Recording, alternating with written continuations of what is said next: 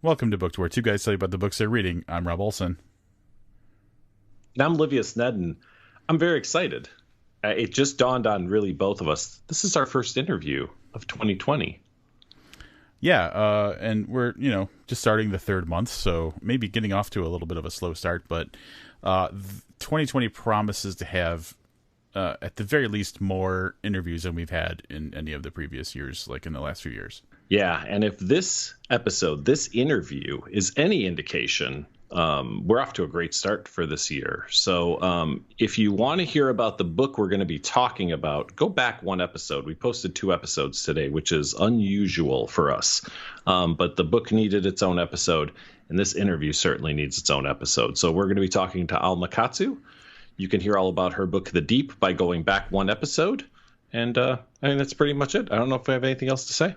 No, definitely. It's a great conversation about the book, and just overshadowed a little bit by the wonderful conversation we had with the author herself. All right, guys, here it is, our interview with Alma Katsu. Alma, thank you so much for joining us to talk about The Deep and your other work. Thank you for having me. I'm really excited. This is a great opportunity. Thanks. All right, so typically what we do when we've reviewed a book by an author and then we have them on is that we give them an opportunity to kind of talk about the book that we're talking about in their own words, because we've just spent a lot of time saying what we think it's about, but we'd like to give you the opportunity to pitch it the way that you see it going on. So would you mind just really quickly telling us what The Deep is about in your own words? Sure. You guys have read the book, so you probably know it's a little complicated. So I'm going to stick to the main story. And that is, and also if people have read my previous book, The Hunger, you know that these are historical fiction. They are and they aren't about the history. So this particular story, even though it's about the Titanic, it centers on one character, Annie, a young woman. She's from an Irish family of modest means. And yeah, you know that she's run away from home, although the circumstances are unclear. And she manages to get a job as a stewardess on the Titanic, hoping for a fresh start. And there she meets the rich and famous. We all know there's a lot of rich and famous on board the Titanic, like the Astors and Benjamin Guggenheim and William Stead, who was actually one of the most famous newspaper men of the day. But she finds she's drawn to one of the passengers, Mark Fletcher, and his infant daughter, Ondine. So shortly after the voyage starts, a young boy who's a servant of Madeline Astor, he dies mysteriously, and Maddie Astor is riddled with guilt, and she's convinced that something supernatural is responsible.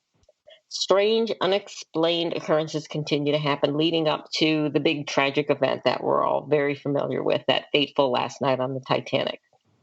But the story isn't over. 4 years later, Annie signs up to serve as a nurse on the Britannic, which is the Titanic's sister ship, and it's been pressed into service as a hospital ship to bring British troops back from the Balkans and the Dardanelles. And Annie's working as a nurse, and she's shocked to see Mark brought on board as a patient. She thought he had died when the Titanic sank 4 years earlier, and her feelings for him resurface, but then also the same mysterious otherworldly happenings start up again, and it forces Annie to confront her part in the tragedies. And that's it in a nutshell. It's a great nutshell. Yeah, it's very nicely done. I know my nutshells. So I'm sure we're going to wander in and out of The Deep specifically, but what draws you to writing historical fiction? So that's a great question. I mean, I love reading it. And it makes me feel a little guilty because I feel like these books sort of kind of walk the edge. They're historical fiction, but they're not quite historical fiction. So my background is as an analyst, and I worked in intelligence for a long time. And in intelligence, regardless of what some people like to say these days, we really hold the truth very closely. We really regard the truth. And so writing these stories that are at one time truthful and not truthful was kind of strange to me in the beginning, but I've really come to enjoy it. So, I like kind of looking at what happened to history and tweaking the story a little bit to really maybe drive some themes to the surface. So I find this book specifically, and I know that nobody has heard our review yet at the time that we're recording this, but one of the things that's historical fiction for me, and I've dabbled in reading historical fiction, feels like an instant scene is set. So that, and this is not to shortchange the creative process, but the fact that, we all know about the Titanic, and one of the things we talked about during the review is the fact that there's impending doom for the Titanic creates a feeling for us as we're reading the story that we wouldn't have necessarily if it was just set on a cruise ship that we don't know, that we wouldn't find out until chapter 25 that cruise ship sank. So it's always a nice, familiar feeling for me to read historical fiction. So it's one of the things I enjoy about it. It's interesting. It's a double-edged sword, because on one hand, you're absolutely right. People go in there and they have expectations and they have an idea, and it's like a shorthand. It's like you're able to sort of jump the line a little bit as a writer, because you know what the reader's expectations are. But then it's also a challenge. I mean, I'm lucky in that I have an editor who really understands this. But for a lot of writers, it's a challenge. They'll say, well, people will assume they know how the story ends. Why should I read this book? And so it's a challenge for the writer, to write a story that, convinces people that there's still, value in reading the story, even though you think you know how it's going to end. But that's, I've had one book to do that now. And so I think it makes it a little easier to convince readers to give it a try. But that first book, it's very hard to convince people, especially like, the Hunger had to do with the Donner Party, which was a story about cannibalism. So it was like two strikes out of the gate. Yeah. It's funny because your answer was exactly what I was about to say. In the little bit of historical fiction I read, I feel like that first book that you read from an author, if they do it in a way that's satisfying for the reader, then they trust whatever's coming next. So I think part of the reason that we were so, it was kind of a no-brainer for us to read The Deep was because we read The Hunger and we appreciated it. So The Deep was just like, all right, well, whatever's coming next from her, we know that it's of good quality. So I think you're dead on with that. Oh, well, thank you so much. I can't wait to listen to your review, because I really have, I'm a little nervous about what readers will think of this book, because while it's like The Hunger in certain respects, it's very unlike The Hunger in other respects. And, you kind of hope that the people who enjoyed your first book will appreciate this book on its own merits too. So I don't know if you want to discuss like what makes it different or the same from The Hunger. It's funny because when The Hunger came out, before that I had written a trilogy, which was very different in a lot of ways than The Hunger and the Deep, in that it was more, I don't want to say paranormal romance, because it really wasn't, but that was sort of the thing at the time, right? These big sweeping romances with these supernatural elements to them. And of course, The Hunger is nothing like that. And so you wonder, are these people, I didn't expect the horror community to embrace me at all, because they weren't crazy about paranormal romance. And I think I got lumped into that genre. And so they pretty much ignored my first three books. So I thought they'd ignore my fourth book. And I was so lucky that they didn't. And I was surprised that men read my book. I mean, because men, of course, did not read my other books. And so, The Deep is a little different. It's, it's reflective of the time it was set in, which was the end of the Edwardian era. And, it was a very romantic time. It was a very gothic time in a lot of respects. And so the story reflects that. I think it's more romantic than The Hunger, which was a little more, what's the word, rustic? I don't know. That was reflective of the West, not the Edwardian era. Anyway, so it's, I really like the book. I think it is successful in that it does evoke these very strong Gothic vibes as you're reading it. But readers who are looking for the same type of book that The Hunger is, I think they'll find it's just different in certain ways. You're going to get a lot of responses to this. I know Livius has some strong thoughts on that. Okay. First, I want to say I'm glad that you said that, because I couldn't think of a way to say, like, so The Hunger came on our radar because it was a Bram Stoker nominee, and we at that point read I think 2 of the 5 or 3 of the 6 books or whatever it was. So we said, you know what, we might as well read these other 3, right? So we did, and we reviewed them. And there was something about The Hunger. It's not that it didn't fall into horror, but even then I thought to myself, I'm a little surprised that this, not because of the quality of the book, but the type of story it is, that it wound up as a Bram Stoker nominee, and not in a bad way. And I'm glad that you said that it maybe caught you off guard a little bit too. Mm-hmm. But both of them are definitely horror. I just think that we've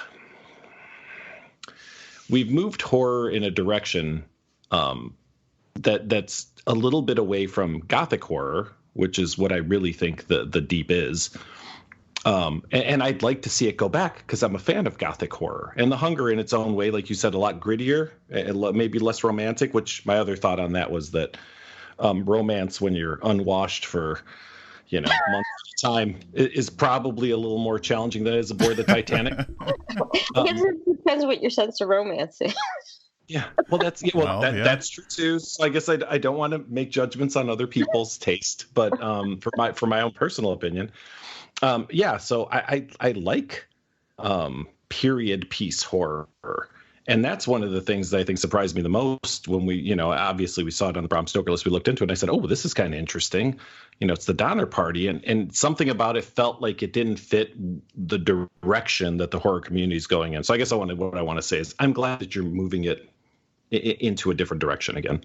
Well, the whole thing with the book, it's the first book, The Hunger and the Deep too. They're multi-genre books. I mean, when I was writing it and working through with the publishing house, I don't think even they had a good sense of is it a genre book or not a genre book? I think they very much pictured it as mainstream fiction.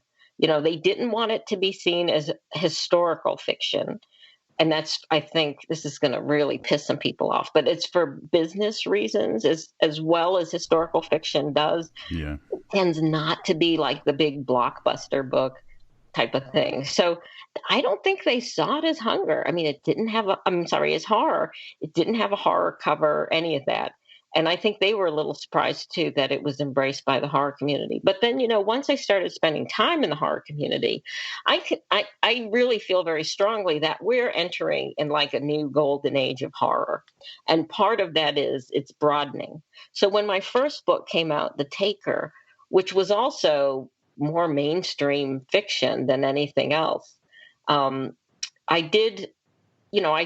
when you're an author starting out, you try to kind of get in good with a bunch of different writing communities. So, I was part of thriller writers that was just starting at the time. And I was part of, I joined romance writers, I joined mystery writers, and I also joined Horror Writers of America. But I didn't feel that the community embraced me at the time. And I think, and that was 10 years ago, that their view was maybe a little more narrow as to what horror was. And the difference between then and now is amazing. I mean, I think a lot of folks in the community now see horror as a big tent. And I'll tell you one thing, since The Hunger did so well, I've been getting a lot of blurb requests from publishers. And a lot of what they send me is it's more in the suspense realm, like part of the whole psychological suspense, which to me, when you think of like horror movies, a lot of movies are really just suspenseful. It evokes that feeling of terror, and that's the definition for Horror Writers Association, is that horror is a feeling, not a genre. And so you've got books that are, more on the Rosemary's Baby end of thing spectrum, or, where if there's a supernatural element, it's very light and it's very questionable often, and you don't know until the very end of the book if it really was something otherworldly or it had more of a real life explanation. And I think that's a bit of shows the broadening of the genre as well. I've actually written a couple articles on this now. I do, when you're promoting a book, when it comes out, they'll often ask you for, give me a list of books people should read. And, I'll look back to the books I've been asked to blurb, and almost all of them fall into this, what some people are calling the horror adjacent category. Yeah, so I'll agree with you that like horror in general, I'm trying to think of the best way to say this. the definition is a little bit amorphous, because and the way I personally look at it, and over the years we've been doing this podcast for just about 9 years now. I'm sure that our personal definitions of horror have changed over time, but I feel like the horror genre, or the hardcore horror people, they're more likely to embrace your book if one of two things is happening. Either it's really high quality or it's really horror. So, and so that kind of brings about some things that are kind of maybe fringe horror, where there's like an element or like a thread that runs through it that's somewhat, like you said, suspenseful or thrilling or just horrific. When the main story is pretty mainstream literary, but if it's like really well done, they'll be like, yeah, that's one of ours. Or if it's just like really gory, like that qualifies too. Like they don't go to the middle of the spectrum. They kind of hang out on what's happening on the outsides of the spectrum. That's interesting. Have you guys read much C.J. Tudor, for instance? No. Okay. I think I speak for both of us. Yeah.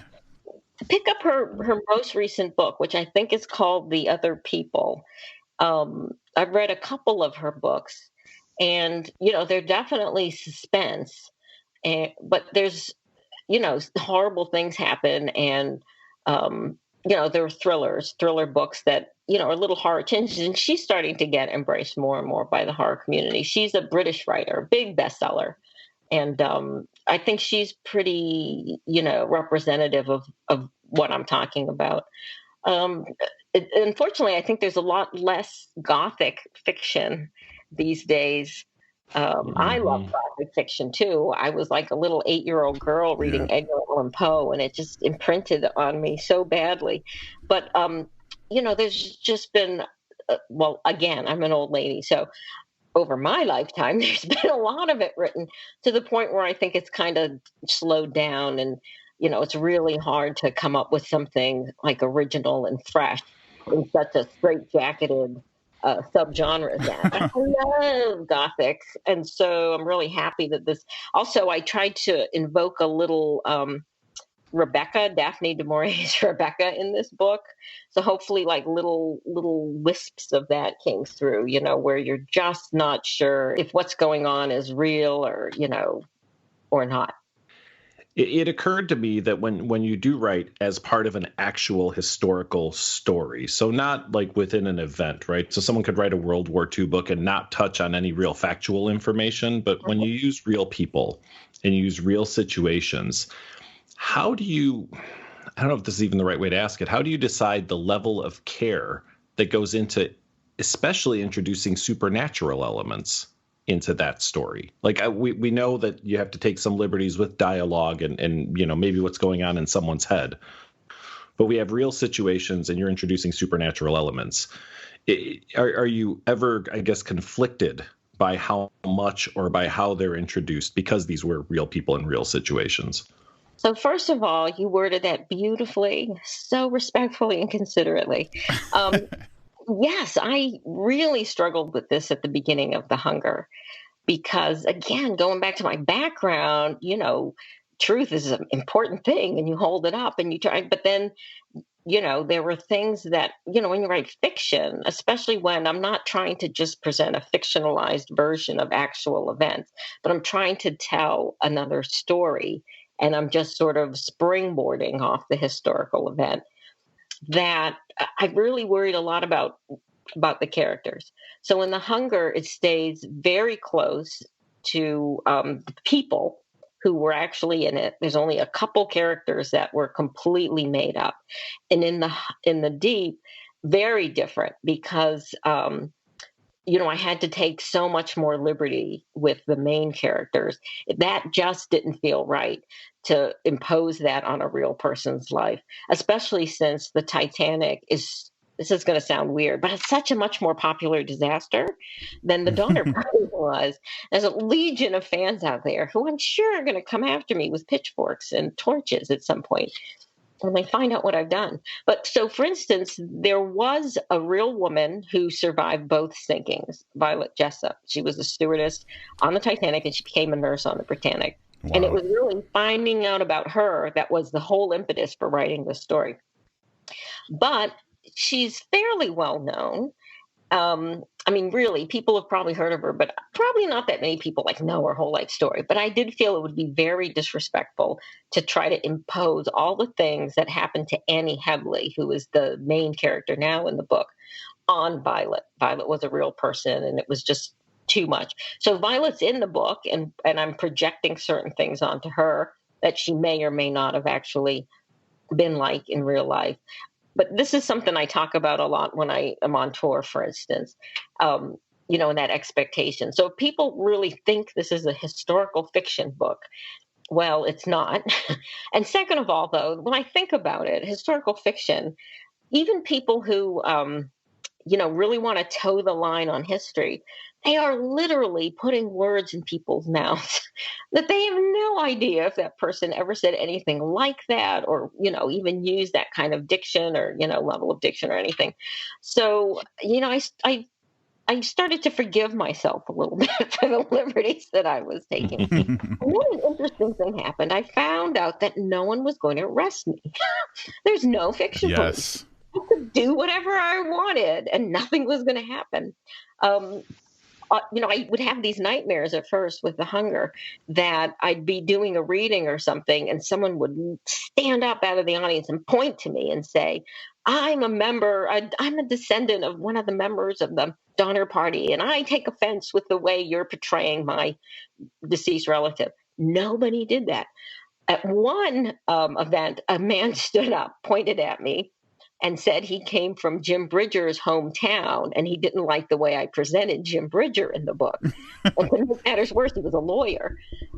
But I was lucky in that history is on my side. And so I actually had like a lot of facts I could throw out to him. And he came up later and he said, yeah, he just, what can he do? He's from the hometown. He felt like he had to defend him. I'm a little afraid that I am going to get like Titanic fans, arguing with me about stuff. But the bottom line on these books is they're not meant to be, very close representations of I mean, they've got supernatural elements in them for idiotic sake, Of course, they're going to be a little stray from the truth. Yeah, I think the biggest challenge you're going to overcome is people are going to want to know why Jack and Rose weren't covered at all in this book, right? Yeah, I am kind of bracing for that. I do have a little bit of, I did a podcast. I have my own podcast, by the way. It's not a podcast like yours. It's not meant to be an ongoing concern. I just record these episodes and talk about some of the history, the real history behind the books. Because I was finding a lot of people after The Hunger were saying that they were so curious about where the line was, how it blurred between fact and fiction, that they were, compelled to actually do research on The Hunger. And so I thought, well, great. I go to all this effort to do these talks. A handful of people come to book events these days. Why don't I just record them and then they'll have, anybody can listen to them after the fact. So I've done 2 on the Titanic. One had to do with conspiracies and the other one is just background on the Britannic. And I hope to do more. So if you have any questions, by the way, let me know because maybe I'll do a podcast episode on them. I have to tell you that I think that's a brilliant idea, doing the podcast. And the example I can think of recently that was perfectly legitimizes why you would want to do that is the HBO series Chernobyl had a companion podcast. I'm not sure if you're aware of this, but I wasn't. Yeah. So first of all, I thought it was a really good series, and it was just a really compelling way to look at what happened from a fictional but pretty faithful to his history kind of perspective. But they had a companion podcast for the specific reason of explaining why they made the choices they did with the narrative, and then also kind of clearing the air about what was real, what wasn't real, and if the thing wasn't real, why they chose to do that. So if you didn't know about that, like, you just had such a brilliant idea to do that, and we'll definitely make sure that we promote that in this episode. Oh, well, thank you. And thanks for the tip because I think one of my future books is actually going to deal with Chernobyl, and I've been doing a lot of background reading on it. But that podcast sounds fascinating. It's wonderful. It's such a real good kind of additional layer to what's going on in the show. Yeah, can't recommend it enough. Ooh, good. One more thing to listen to. I was willing to bet money that if you continued on this path that we'd see Amelia Earhart, and now hearing that it's Chernobyl kind of breaks my heart a little bit. I'd like to do Amelia Earhart. That's come up. One thing that's come up a lot is Roanoke. And I actually plotted out a story, but the publishing world kind of feels like right now the audiences are more towards the 20th and 21st century. So, that previous eras are just not getting enough traction with audiences. So we'll see. Maybe one day there will be a Roanoke story. That's yeah, and I'm sure that we could spend a lot of time talking about what parts of history interest you and what you're looking forward to writing about. One thing, all right, so this is just something that it seems here. I'll set it up like this. It seems to me, from an outsider's perspective, that going from being an intelligence analyst to writing the stories that you write is a bit of a change. So it seems like the skills and abilities that you built in that career have helped you prepare your stories, but is there something specific or how much does that help you be good at either research or in the writing process or anything like that to writing the types of stories you write now? It really came, the point was driven home to me when I was working on The Hunger, that the skills that I had developed over 30 years as an analyst really helped me manage complex stories. So if you think of The Hunger, it's different from some historical fiction that people might tackle in that, it was very precise. It was very precise dates along a very precise geographic line. It was over 100 people or about 100 people in the wagon train. And so that's a lot of facts to have to know and juggle and handle very precisely. Some people might have run away screaming, but 30 years as an analyst. I'd also been a researcher, a senior analyst for the RAND Corporation, where I handled huge studies. So it was nothing. I didn't bat an eyelash at it. And it wasn't until later, especially when every event, every con I did, people were coming up to me and how can you do that? How can I want to write historical fiction. I have no idea how to do the research. And I realized that for a lot of people, it's a skill that they kind of stopped using after high school or college. But 30 years of doing it every day, it makes you, you just kind of learn these shortcuts and that sort of thing. I did kind of pause a little bit when I thought of the Titanic, man, this is going to be a massive research project because it's exponentially bigger. Plus, the number of people who really geek out over the Titanic are so much bigger. James Cameron is going to be all over the inconsistencies in the book. I could wish. I could only hope that. So that's part of it. But I got to tell you, when I sold my first book, which was over 10 years ago, and at that point, again, I'd say I'm an old lady. So I was 50 when I sold my first book. And I was a senior analyst in a very respected discipline in my field. And when I told people that I had sold the book, they were all like, "Oh, is it a scholarly book about peacekeeping and war?" I'm like, "No, it's about magic and love." The jump could not be bigger. You bring up something interesting. And so one of the things, I recently re-listened to our review of The Hunger to prepare for our conversation. And one of the things I noticed about our general feelings about The Hunger versus The Deep was that it did seem like there was kind of a lot more going on and it was a much bigger story, whereas The Deep was really dialed more into maybe fewer characters and fleshing out the story more. So was that something that you did intentionally? And if so, was it a conscious choice based on either how much work it took or kind of the response to your fiction at all? Or was that just something that it happened how it happened? Well, two things. One is books are really about what the biggest issues of the day were at the time. So for the hunger, and honestly, for the hunger, I didn't realize it until after the fact. Mm-hmm. After I finished writing it and my editor read it, she said, "Wow, it's kind of funny, but it was written during the 2016 presidential campaign." And so she said it just has these like echoes of what we're going through today. And so when I stopped to think about it, the biggest issue of the day back then was manifest destiny, right? It was the westward expansion. And the westward expansion, you think about how it was taught to you in school, but what it really was about was a lot of the things that we're still struggling with today. Intolerance. People were looking for religious freedom. They were trying to get away from neighbors they didn't like. They were driving the Mormons out. They were running roughshod over the Native Americans, and they were going to kick the Mexicans out of territory they actually owned. I mean, that was the whole thing with Lansford Hastings, the man who really promoted migration to California. He was trying to get enough Americans to go there so that the U.S. government would seize the state and drive the Mexicans out, like had happened in Texas. So it really struck me. Oh, and I feel, and I think some other folks who study the Donner Party feel the same way. When you look at the numbers of deaths afterwards, there was big inequality among the families. One family had no deaths, and other families were wiped out. And it was because they didn't share. Now, why should they share, right? It wasn't a commune that was moving across the country. They were individual families, but they had really divided themselves up along economic lines. The richer families were kind of ostracized and clung together and pretty destroyed by the end of the wagon train.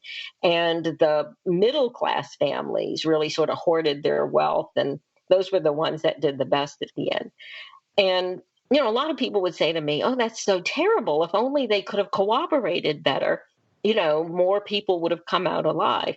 Well, you can kind of see, if it's your family on the line, are you really going to be that magnanimous?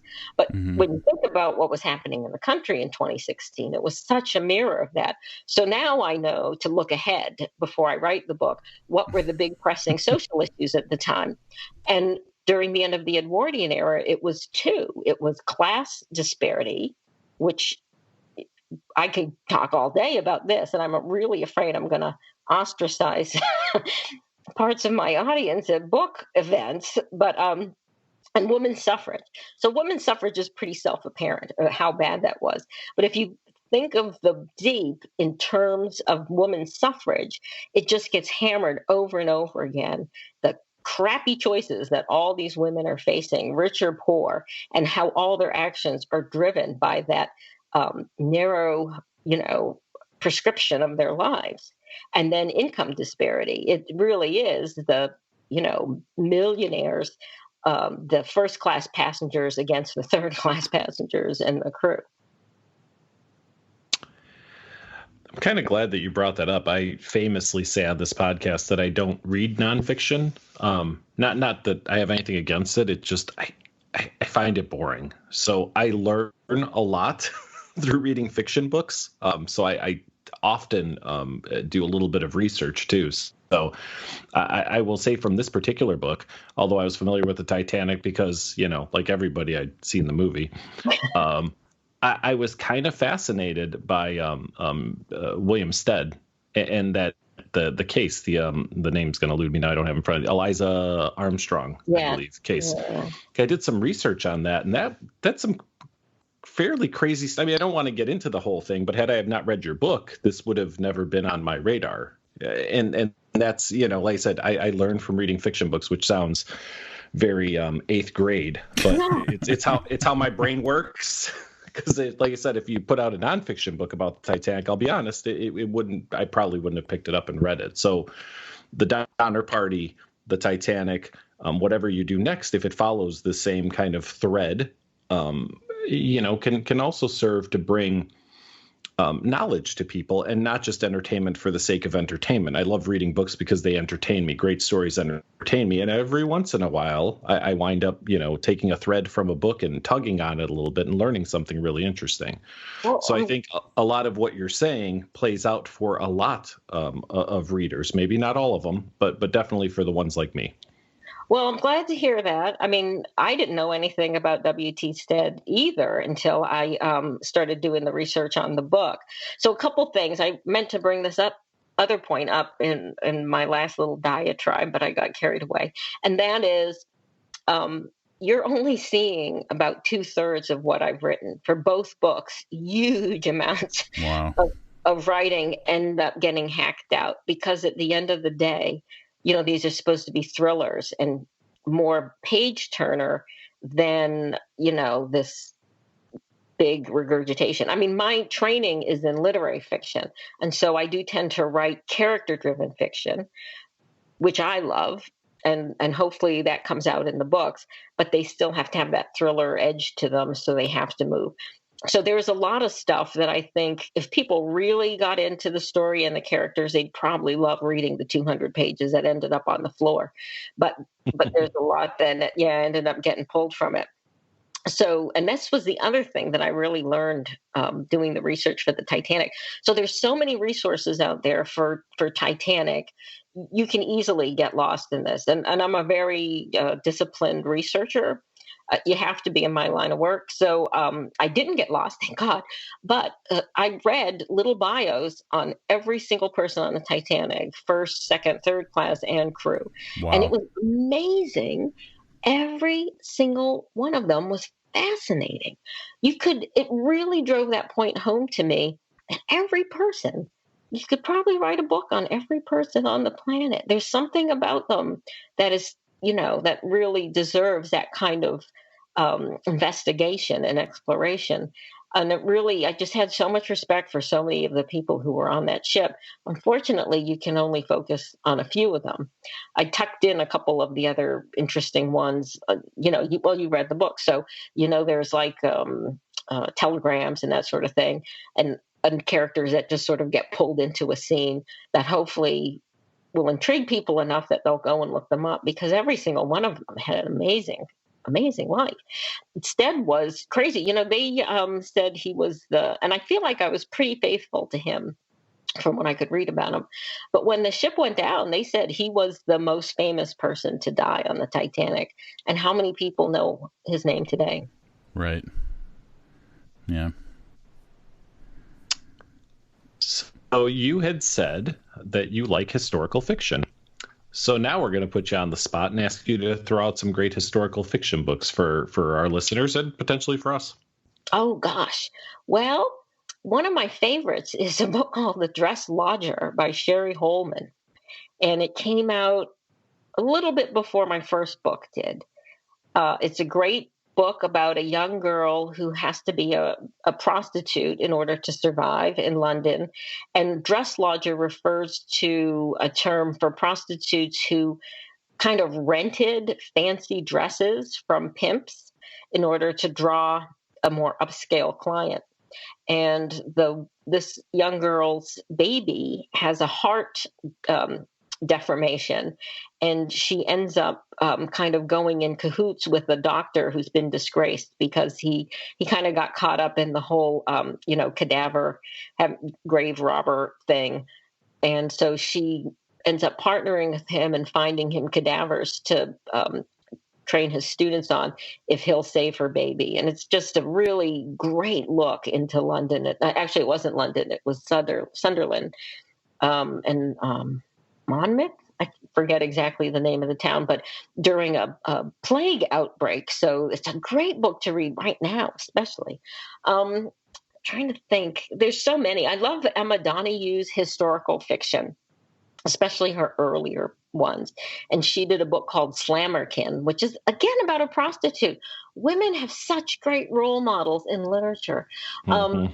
And it was about a prostitute, a woman who ends up getting kind of thrown into prostitution when her family disowns her, when she has a little indiscretion with a rag seller in order to get this pretty piece of ribbon.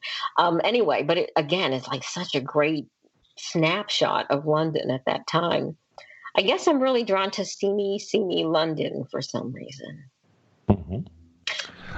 I mean, that goes back to that Gothic thing, right? Like, does anything Gothic happen that isn't in London? I mean, Right. that's kind of, you know what I mean? Like, I think that's immediately the Jack the Ripper is what gets conjured up in people's minds, like that London for great Gothic stories. So for me, anyway, I guess I shouldn't speak for others.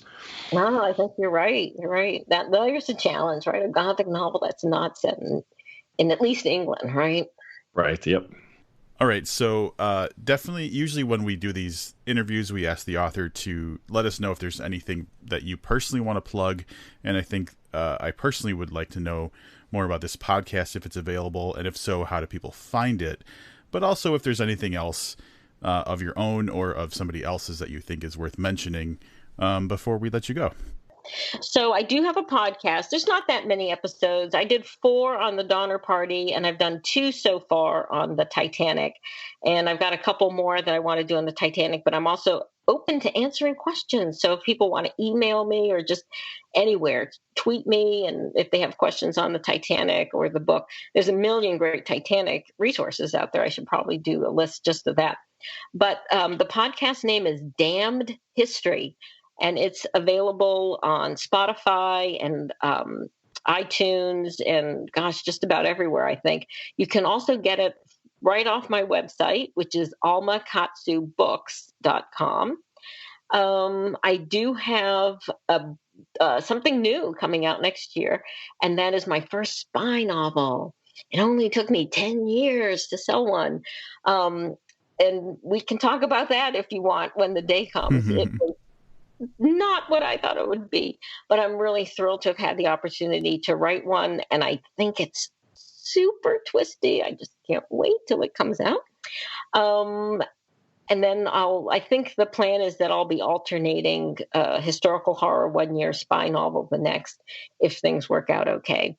I've also done a few anthologies. I don't write a lot of short stories, so I don't do too many anthologies, but I did do the foreword on one that came out recently called Miscreations. And it's a collection. The premise behind it is monsters, man into monsters, monsters into man.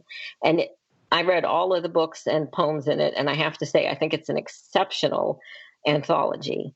And the reviews and everything it's getting lately are tremendous. So if you like short stories and you like monsters, it's not really about monsters, it's more about men.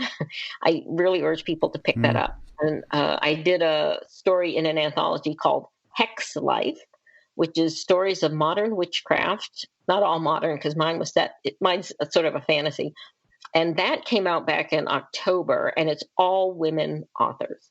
And that also got some pretty good reviews. So the one thing I also wanted to throw out there, though, is if you like Gothic, there's a book coming out in early April that you should really keep your eyes open for, and it's called The Ancestor by Danielle Trussoni.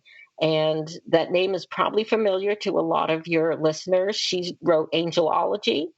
I think it was a little over 10 years ago. It came out shortly before my first book came out. It was a big bestseller. She's written both nonfiction and fiction. She does podcasts and all that stuff. But I did get a chance to read The Ancestor, and it's a very Gothic tale, and it is amazing. The writing is both cozy and familiar, and yet it goes into a completely unexpected, and really for a writer, and if you guys read it and you want to review it, I'd be happy to talk to you about it, because I'd love to share my thoughts with folks about it. And Danielle and I are friends, so she already knows what I think about it. Really daring thing for a writer to do. And I don't want to say too much about that because it would be a spoiler. But if you guys read it, I'd love to hear what you think about it. I'm just amazed. I don't think I would have been as brave as she was. Wow, that sounds awesome. And sometimes we have authors on as guest reviewers, so let's keep that in our back pocket. Alma, thank you so much for taking some time out of what I have to imagine is a busy schedule to talk to us. It was a wonderful conversation, and I think I speak for Livius when I say we could just keep going on and on. But definitely, thank you so much for joining us. Well, thank you. This was so much fun. You guys do an awesome job. Great interview, great book. I don't think we mentioned she's on tour, so hit up her website, and you can catch her in. I guess I could just run it down in Texas, Colorado, Utah, Washington D.C., and Missouri, Ladue, Missouri. That's my favorite town in Missouri. Maybe. Yeah, I don't know. I know nothing about Ladue, Missouri. Let's hope she makes it out of Ladue, Missouri. Yep. So great stuff, though, man. Yeah, and definitely I will be. I know that I'm caught up on all my podcasts. So right now, the thing I'm going to go is I'm going to listen to her podcast, Damned History, and catch up on all of the little details that tie into the Hunger in the Deep, because I'm so excited to like get a little bit of like a director's cut, like, you know, extras information about the process for those books. You know what? It occurred to me while we were talking to her. She said almost 200 pages of the Deep that didn't make it into the final, the final product. Like we should have, like someone should invent like the author's cut. And I know there's problems, right? Because someone else owns the rights to publishing it and stuff. But wouldn't it be nice to be able to get the author's cut of books? Like a new edit? You know, like everyone makes a huge deal about like the director's cut, right? A director's cut comes out of a movie. What were we talking about recently? You were telling me the director's cut was really good. Dr. Sleep. Dr. Sleep, yeah. Yeah. So, you know, it'd be nice if we can get author's cuts of books. I only know of that happening like one time, and it was Stephen King, and it was the first book in the Dark Tower series, The Gunslinger. Yeah. That's like I think there was a well, if you think about it, the publisher is just going to publish the same book again and get more money for it. So why wouldn't they do that? You would think, but who knows? Who understands the mysteries of the publishing world? Yeah, there's probably some like historical horror that could be written about the publishing world too. I'm sure there is. Maybe I'll cover that in a few years. So great book, great interview. Up next, we have That Left Turn at Albuquerque by Scott Phillips. Very much looking forward. I know you already started it. I am a little behind on this one, but that's going to be our next book review. Yep. That's going to wrap it up for this one. Thanks for joining us for back-to-back episodes, the review and the interview. Join us next week for Scott Phillips. Until then, I'm Rob Olson. And I'm Livius Nudden. Keep reading.